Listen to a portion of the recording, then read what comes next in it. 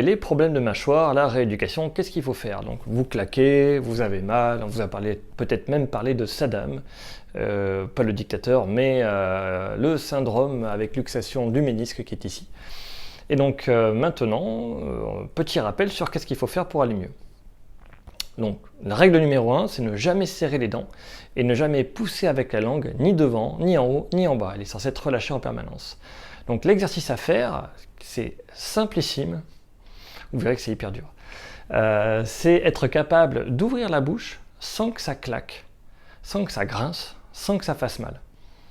Alors pour y arriver, c'est pas simple, il faut être progressif. C'est comme la course à pied, on commence à courir un petit peu et puis après on court de plus en plus.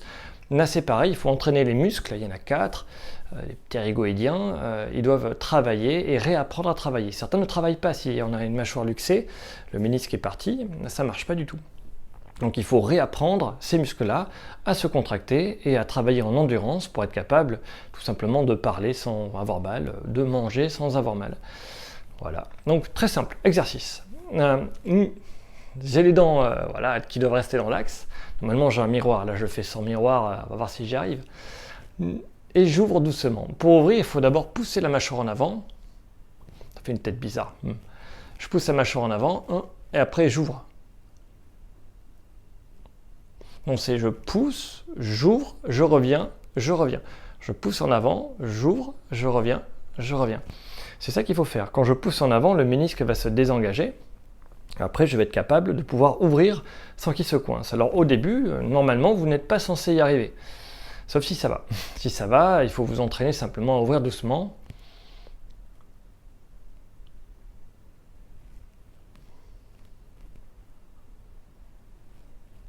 Donc là, vous voyez, j'ai fait 2 types différents. J'ai fait un avec la langue qui tire en arrière et un avec la langue relâchée. Il faut que la langue elle soit comme ça, relâchée. Si elle est comme ça, on va avoir des problèmes. Donc dans un cas, ça contracte ici, l'autre cas, ça va contracter derrière, mais ça va nous bloquer. Les muscles sont en contrainte. C'est comme si j'essayais de tendre mon bras avec celui-là, mais que celui-là reste contracté. C'est très difficile.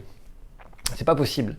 Donc l'objectif 1, c'est d'être capable de pousser la mâchoire en avant, ouvrir, revenir, revenir, sans que ça se fasse, sans que ça ne fasse mal, sans que ça claque. Ce que je conseille aux gens, vraiment, quand ils sont pas bien, c'est juste de pousser en avant et revenir. Je pousse en avant, je reviens. Et de faire des glissements en avant, répétés, et après des ouvertures toutes petites. Et s'entraîner à ça.